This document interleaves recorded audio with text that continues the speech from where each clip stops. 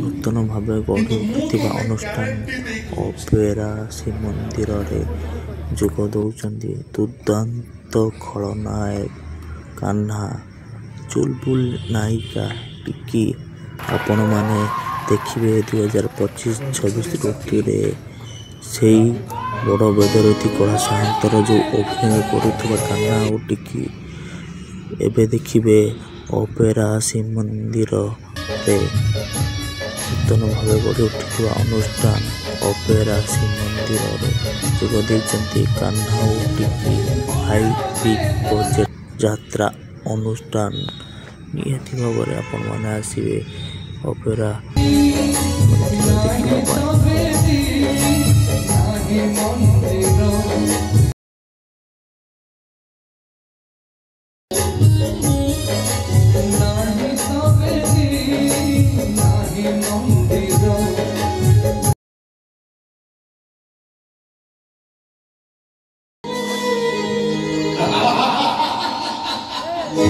रही जा रे साथी, रही जा रे साथी।